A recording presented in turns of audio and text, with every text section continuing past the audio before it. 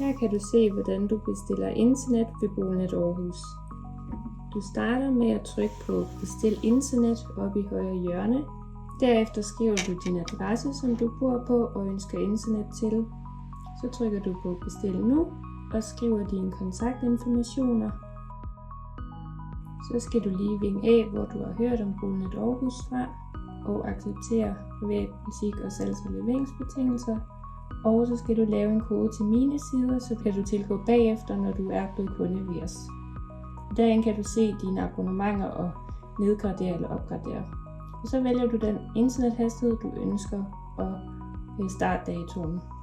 Og så kan du vælge, om du vil købe en router eller springe steppet over. Du kan også bestille noget antivirus eller Playmaker TV.